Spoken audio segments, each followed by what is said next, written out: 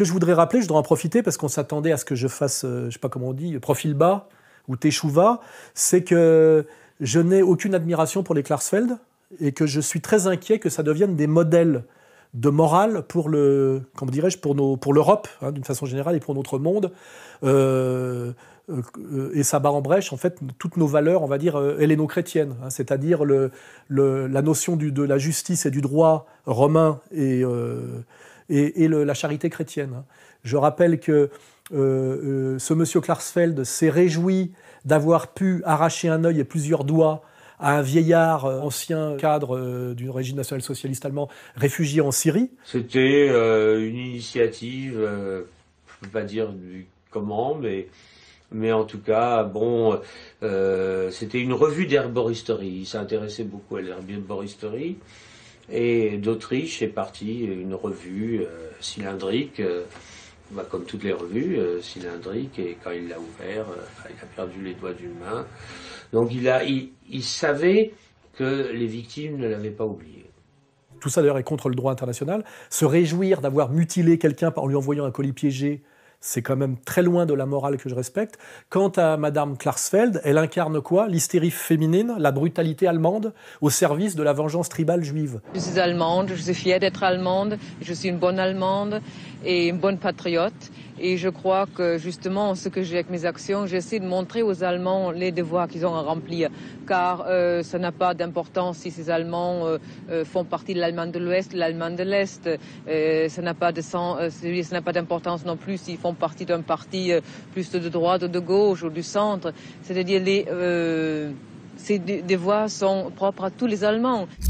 J'estime effectivement, voilà ce qui arrive quand on ne fait pas le boulot, c'est-à-dire le boulot de ce que c'est d'enseigner ce que c'est que la vraie morale, hein, la charité et le pardon chrétien et la justice authentique. La justice n'est pas la vengeance, hein, et la charité chrétienne implique le pardon, c'est-à-dire qu'à un moment donné, justement après Nuremberg, on peut estimer que des décennies après, les choses s'apaisent et qu'un vieillard de 90 ans, on peut le laisser mourir en paix, avec peut-être sa culpabilité, ses questions de conscience, et ne pas s'acharner à voir le traîner à un tribunal international sur un brancard.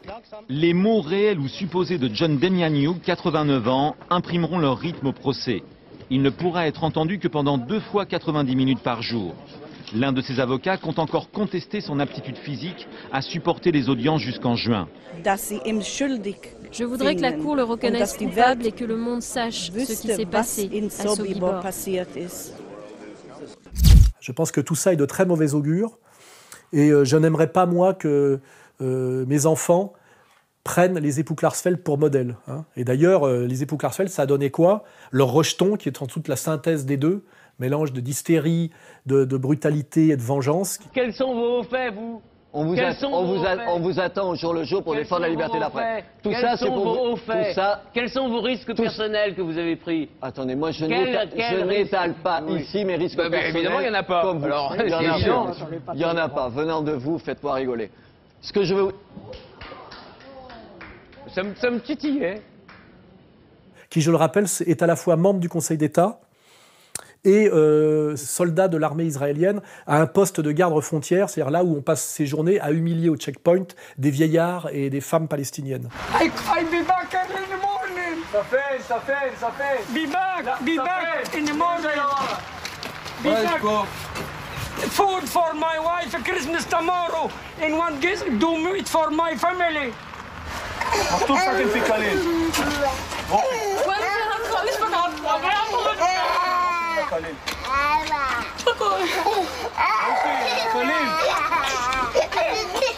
Je n'arrivais pas à me reconnaître dans la politique extérieure de la France, qui a ses intérêts, mais qui n'est pas celle du peuple juif.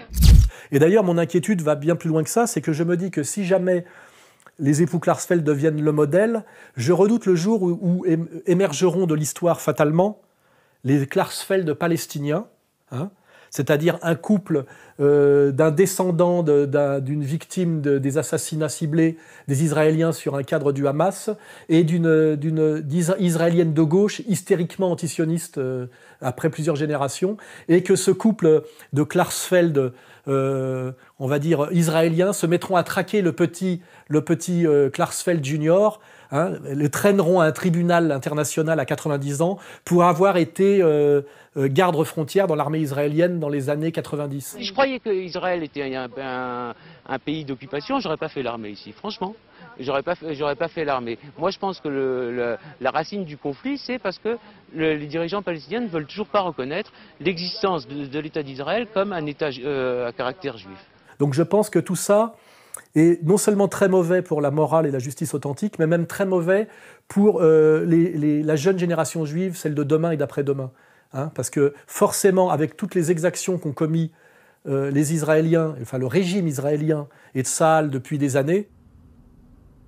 Cette scène, surprise par une caméra de télévision américaine, révèle au monde entier que l'armée israélienne a reçu l'ordre de frapper, de briser les os, les bras, les mains qui lancent des pierres.